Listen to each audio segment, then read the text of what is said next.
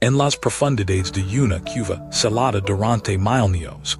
En las montañas de Etiopía, un grupo de arqueólogos hizo un descubrimiento que sacudiría los cimientos de todo lo que creemos saber sobre nuestro pasado.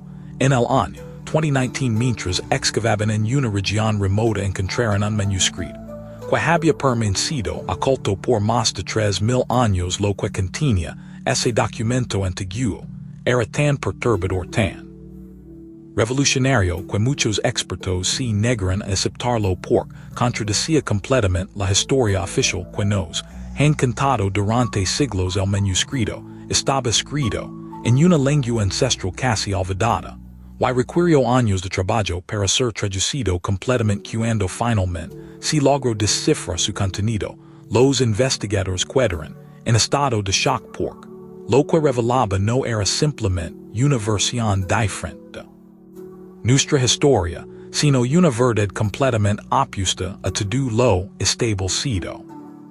El documento conocido ahora como el Códice de las Revelaciones Ancestrales contiene testimonios directos de civilizaciones que supuestamente nunca existieron. Habla de tecnologías avanzadas en épocas donde se supone que la humanidad apenas sabía hacer fuego. Describe contactos con seres de otros mundos en tiempos tan remotos que nuestra ciencia oficial los considera prehistóricos, pero lo más impactante de todo es que revela la existencia de un conocimiento secreto que ha sido deliberadamente ocultado a la humanidad durante milenios, un conocimiento que si llegara a ser comprendido por las masas cambiaría por completo nuestra percepción de la realidad, de quién somos, de dónde venimos, y hacia dónde vamos como especie.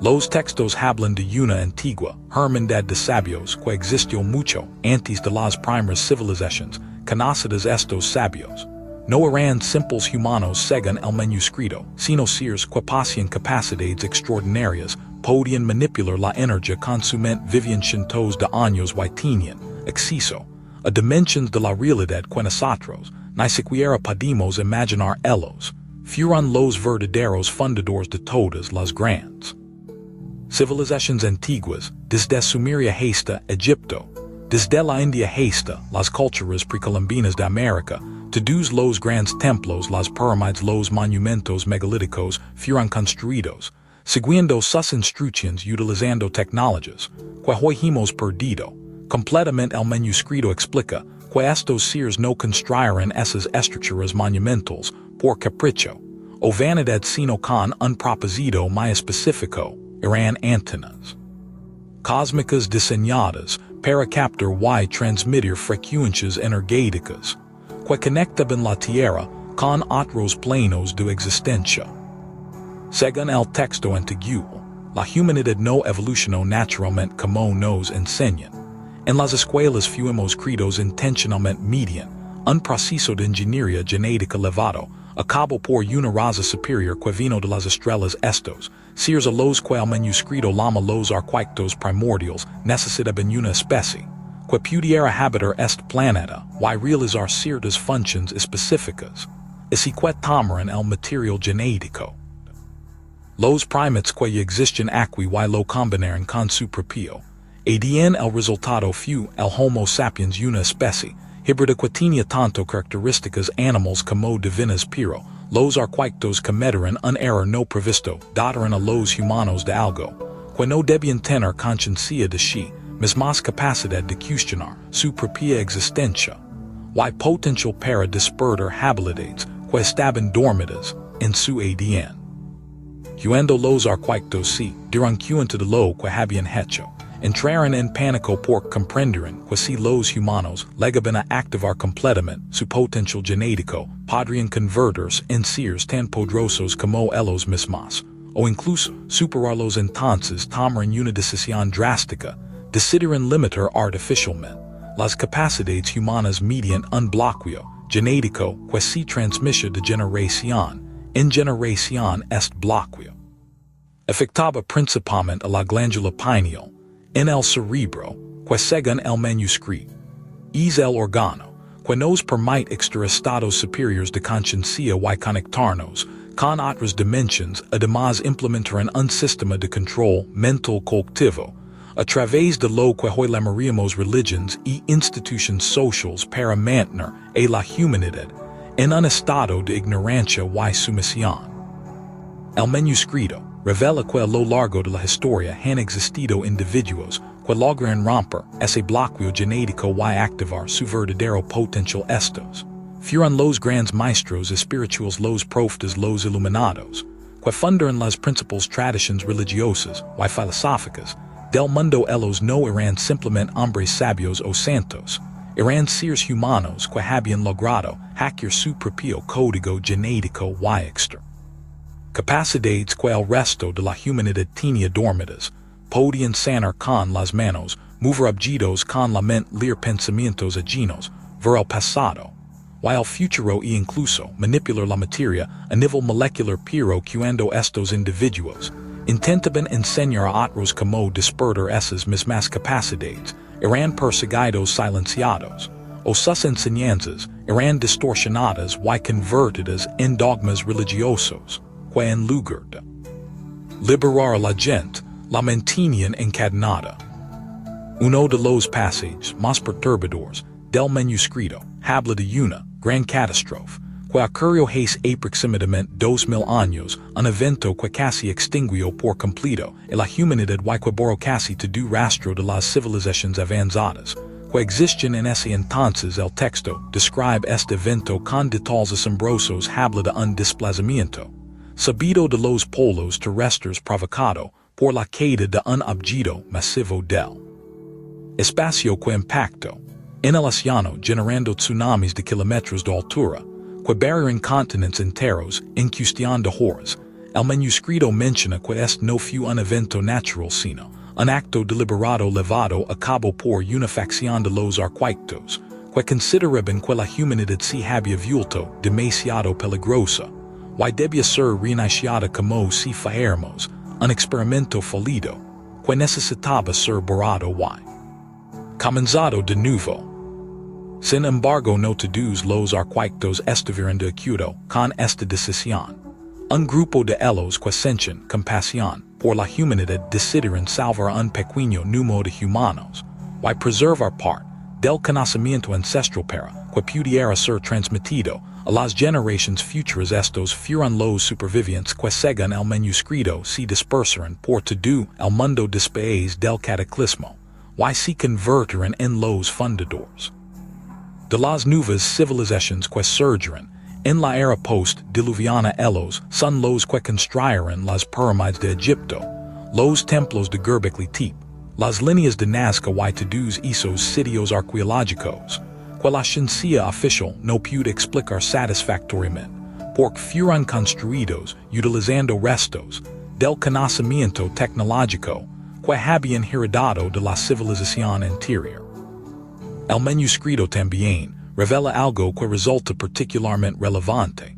Para nuestro tiempo actual, según el texto antiguo, la humanidad está entrando ahora en un periodo crítico de su evolución, un momento en el que el bloqueo genético que fue impuesto hace milenios está comenzando a debilitarse de forma natural. Esto explicaría por qué cada vez más personas están experimentando fenómenos que antes eran considerados paranormals o místicos. Más gente reporta experiencias de conciencia expandida, encuentros con entidades de otras dimensiones, capacidades intuitivas aumentadas, y una sensación creciente de que hay algo fundamentalmente equivocado con el mundo, tal como nos lo presentan las autoridades oficiales. El manuscrito predice que en las próximas décadas este proceso se acelerará exponencialmente, y que eventualmente llegaremos a un punto de inflexión donde un número suficiente de humanos habrá despertado como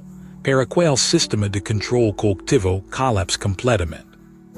Pero hay fuses que no quieren que esto suceda. El manuscrito habla de una elite de poder que ha existido en secreto durante miles de años, transmitiendo su conocimiento y autoridad de generación en generación. Estos no son simplemente políticos o banqueros poderosos, sino lineajes específicos que tienen conocimiento directo de la verdadera historia de la humanidad han trabajado deliberadamente para mantener al resto de la población en la ignorancia ellos saben que si la gente común descubriera la verdad sobre quién somos realmente, cuál es nuestro verdadero potencial, su sistema de dominación se vendría abajo en cuestión de días por eso controlan cuidadosamente la educación, los medios de comunicación, la ciencia oficial las instituciones religiosas para asegurarse de que ciertas verdades nunca lleguen a las masas. El manuscrito describe en detalle cómo esta elite utiliza símbolos específicos rituals y tecnologías para mantener activo el sistema de control mental colectivo. Habla de estructuras arquitectónicas diseñadas según principios de geometría sagrada pero invertida para generar frecuencias que mantienen a la población en estados de conciencia bajos dominados por el miedo, la ansiedad y la distracción constante. Menciona el uso de sustancias que añadidas al agua y los alimentos que calcifican la glándula pineal bloqueando así nuestra capacidad de extraer estados superiores de percepción. Describe sistemas de entretenimiento y tecnología diseñados específicamente para fragmentar nuestra atención y mantenernos desconectados de nosotros mismos y de los demás. Todo esto no son teorías conspirativas modernas, sino conocimientos que estaban escritos en este manuscrito de 3000 años de antigüedad, mucho antes de que existieran las corporaciones multinacionales o los medios de comunicación masivos. Uno de los capítulos más fascinantes del documento habla sobre la naturaleza de la realidad misma. Según estos textos ancestrales, el mundo físico que percibimos con nuestros 5 sentidos no es la realidad fundamental sino una proyección, una especie de holograma generado por nuestra propia conciencia. El manuscrito utiliza una metáfora muy clara dice que la realidad material es como un sueño colectivo que todos estamos teniendo simultáneamente. Que las leyes de la física que creemos inmutables son simplemente las reglas que hemos acordado inconscientemente seguir dentro de este sueño, pero al igual que en un sueño nocturno donde a veces nos damos cuenta de que estamos soñando y podemos tomar control del sueño, también es posible despertar dentro de este sueño colectivo que llamamos realidad física y cuando lo hacemos las reglas dejan de aplicarse de la misma manera.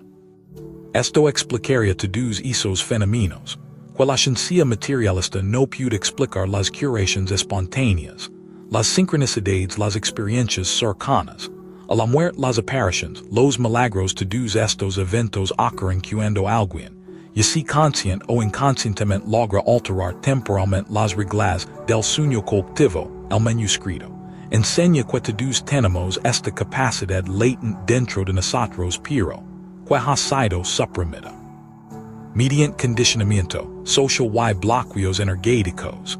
Los grandes maestros espirituales de la historia fueron simplemente personas que aprendieron a despertar completamente dentro del sueño y por lo tanto podían manipular sus parámetros a voluntad, caminar sobre el agua, multiplicar alimentos, sanar enfermedades. Con un toque todas estas hazañas no eran milagros divinos sino demostraciones de lo que es posible cuando uno comprende la verdadera naturaleza de la realidad. El manuscrito también contiene instrucciones prácticas sobre cómo comenzar a despertar estas capacidades dormidas. Describe técnicas específicas de respiración, meditación y enfoque mental que pueden ayudar a activar gradualmente la glándula pineal y otros centros energéticos. Del cuerpo habla de la importancia de purificar el cuerpo físico, eliminando toxinas y sustancias que interfieren con nuestro sistema nervioso. Menciona prácticas de exposición a frecuencias sonoras específicas, de contemplación de la naturaleza y de cultivo de estados emocionales elevados, como la gratitud, el amor incondicional y la compasión. Explica que estos no son simplemente ejercicios espirituales agradables, sino tecnologías precisas para reprogramar nuestro ADN y romper los bloqueos que nos mantienen limitados. pero quizás la revelación más impactante del manuscrito tiene que ver con el propósito final de todo esto, porque fuimos creados porque si nos manchan en la ignorancia que es lo que realmente está en juego aquí según el texto antiguo. Existe una guerra cósmica que ha estado desarrollando durante años entre diferentes facciones de seres interdimensionales la tierra. Y la humanidad no son simplemente un planeta y una especie, más en el universo sino una pieza clave en este conflicto mayor los humanos fuimos diseñados para ser recipientes de algo extraordinariamente valioso. Tenemos la capacidad única de experimentar y generar emociones de una intensidad y veridad que ninguna otra especie conocida posee y resulta que las emociones no son simplemente regiones químicas en el cerebro sino formas de energía extremadamente poderosas que pueden ser cosechadas y utilizadas. El manuscrito revela que hay entidades que se alimentan literalmente de energía emocional humana, particularmente de emociones de baja frecuencia como el miedo, el odio, la tristeza y la desesperación. Por eso el mundo está diseñado de tal manera que genera constantemente estas emociones negativas, las guerras, la pobreza, las enfermedades, la injusticia social. Todo esto no es simplemente producto del azar o de la naturaleza humana imperfecta, sino que está orquestado deliberadamente para mantener a la humanidad en un estado constante de sufrimiento emocional que genera la energía de la cual estas entidades si nutren. Somos literalmente una granja energética, una fuente de alimento para seres que existen en dimensiones que no podemos percibir con nuestros sentidos ordinarios. Sin embargo, el manuscrito también revela que hay otra facción de seres que tienen un interacutes diferente en la humanidad. Ellos ven nuestro potencial no como algo que debe ser explotado, sino como algo que debe ser cultivado y liberado, porque si logramos despertar completamente y activar todas nuestras capacidades latentes podremos convertirnos en aliados poderosos en esta guerra cósmica o incluso en una fusa que podría terminar. Conflicto de una vez por todas. Estos seres benevolentes han estado trabajando sutilmente a lo largo de la historia para ayudarnos a despertar, enviando maestros encarnados ellos mismos en forma humana, dejando pistas y conocimientos en textos sagrados y símbolos antiguos, esperando el momento en que suficientes humanos estén listos para recibir la verdad completa. Y según el manuscrito, ese momento es ahora. Estamos viviendo en la época predicha hace miles de años cuando el velo comenzaría a levantarse, cuando los secretos largamente ocultos empezarían a salir a la luz, cuando la humanidad tendría que enfrentar una elección fundamental: seguir dormidos en la ilusión cómoda de la ignorancia o despertar a una realidad mucho más vasta y compleja, pero también infinitamente más lenta. Posibilidades. El texto antiguo es muy claro al respecto. Este despertar no será fácil ni cómodo porque implica dejar atrás todo lo que creemos saber sobre nosotros mismos, y el mundo implica enfrentar verdades perturbadoras sobre la naturaleza de nuestra existencia, implica asumir responsabilidad por nuestro propio poder en lugar de entregarlo a autoridades externas. Los investigadores que han estudiado este manuscrito están divididos. Algunos creen que es auténtico y que representa conocimiento genuino de una civilización ancestral avanzada. Otros argumentan que podría ser una falsificación elaborada o un texto alegórico que no debe tomarse literalmente, pero lo interesante es que independientemente de su autenticidad histórica, el contenido del manuscrito resuena profundamente con descubrimientos recientes en física cuántica, neurociencia y estudios de conciencia. La idea de que la realidad es fundamentalmente una construcción de la conciencia está ganando cada vez más apoyo entre científicos de vanguardia. La evidencia de que nuestro ADN contiene mucha más información de la que actualmente utilizamos es innegable. Los estudios sobre la glándula pineal revelan que efectivamente tiene propiedades extraordinarias relacionadas con la percepción y los estados alterados de conciencia. quizás lo más significativo es que millones de personas en todo el mundo están experimentando espontáneamente fenómenos. El manuscrito describe el aumento dramático en reports de experiencias espirituales, el crecimiento exponencial del interés en prácticas de meditación, y desarrollo de conciencia la sensación generalizada de que estamos en el umbral de un cambio fundamental en la condición humana. Todo esto sugiere que profundo está efectivamente ocurriendo.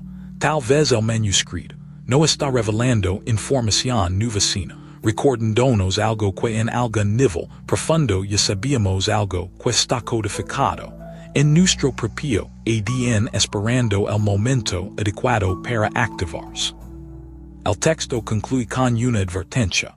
Y una promesa. La advertencia es que el camino del despertar no es para todos. Y que aquellos que eligen permanecer dormidos tienen todo el derecho de hacerlo. Nadie será forzado a despertar porque eso violaría el principio fundamental del libre albedrío, pero también advierte que aquellos que comienzan el proceso de despertar enfrentarán resistencia tanto externa como interna. El sistema de control no se renderá fácilmente y nuestra propia mente condicionada luchará contra la verdad que amenaza su visión cómoda del mundo. La promesa sin embargo es que aquellos que perseveran en el camino del despertar descubrirán capacidades y experiencias más allá de sus sueños más salvajes, reconectarán con su verdadera naturaleza como seres multidimensionales infinitos, recordarán quién son realmente y por qué vinieron aquí. El manuscrito termina con estas palabras: la verdad no puede ser enseñada, solo puede ser recordada. No busquen fuera de ustedes mismas las respuestas que anhelan, porque todo el conocimiento del universo está codificado dentro de su propio ser. Ustedes no son criaturas insignificantes en un cosmos indiferente, son fragmentos del creador mismo, experimentando la creación desde innumerables perspectivas, el yugo de la separación y la limitación está llegando a su fin. Pronto recordarán y cuando lo hagan el universo entero se transformará porque ustedes son los creadores de su propia realidad y siempre lo han sido.